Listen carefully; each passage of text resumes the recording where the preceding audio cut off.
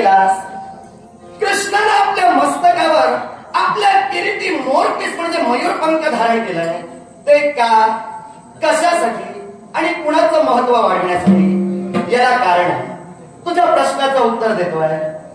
त्रेतायुगातील माझा अवतार म्हणजे मर्यादा पुरुष प्रभू रामचंद्र अवतार. तुझा म्हणू नकोस.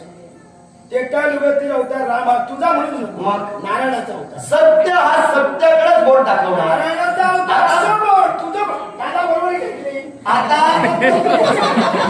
तुला जर त्याचा त्रास होतोय, तुला जर त्याचा त्रास होतोय तूच म्हणालास कृष्ण हे तत्वला बाजूला ठेवूया. आता म्हणजे कृष्ण खरा कोण हे सिद्ध झालं नाही. म्हणून मी काय झालो, सत्य सत्याकडे जोड घेणार. आणि मी कोण बहुरूपी? तू बहुरूपी. मी सत्य, मी कृष्ण. मग तो जर कृष्ण आहेस तर माझाही अस्तित्व या क्षणी मी तू आहे काय सांगू दे. ऐका, तुझ्या प्रश्नाचं समर्पक उत्तर देईन. कृष्णाचा 7वा अवतार म्हणजे मर्यादा पुरुष प्रभू रामचंद्र अवतार. प्रभू रामचंद्र अवतार घेण्यापूर्वीच क्रौंच नावाच्या पक्षानं वाल्मिकी ऋषींना राम जन्म घेण्या अगोदरच रामाच्या जीवनात काय घडणार आहे याची माहिती, याचं ज्ञान हे एका श्लोकात दिलं होतं. तो श्लोक कोणता? आदौ राम तपो वनादि गमनम हत्ता मृग कांचनम वैदेही हरणम जटायु मरणम सुग्रीव संभाषणम बाली निर्दलनम समुद्र तरणम लंकापुरी दाहनम पश्चात रावण कुंभकर्ण हननम एक श्लोकी रामायणम. क्रौंच पक्षानं राम जन्माला येण्यापूर्वी वाल्मिकी ऋषींना संपूर्ण रामायण या एका श्लोकात सांगितलं होतं. तो श्लोक एक श्लोकी रामायण म्हणून प्रसिद्ध झाला.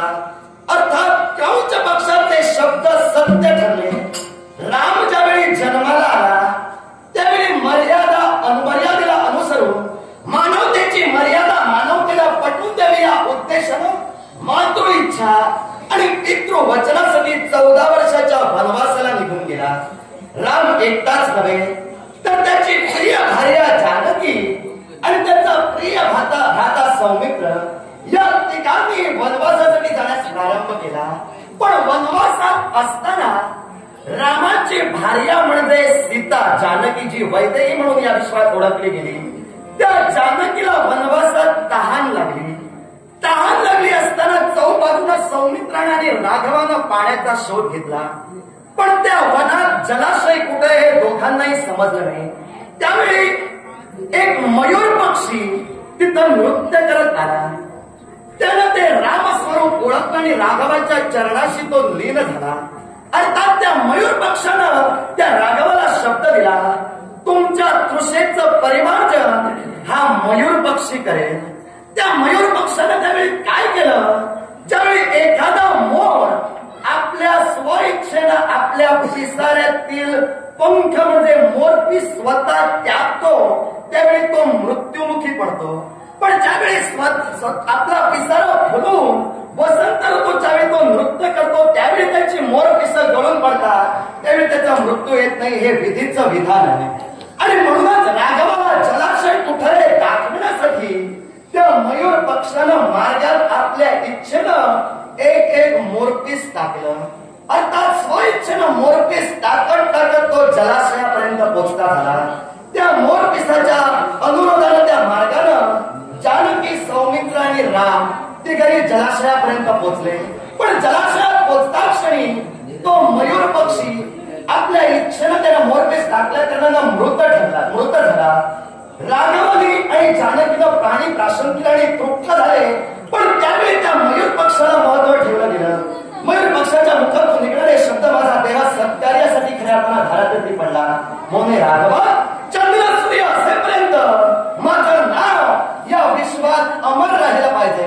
त्यावेळी राघवाच्या मुखातून शब्द बाहेर पडले, यावेळी मी मानवतेची मर्यादा पटवून देणारा देव आहे. त्यामुळे तुझं महत्व पुढे येणाऱ्या द्वापार युगात मी ठेवेन.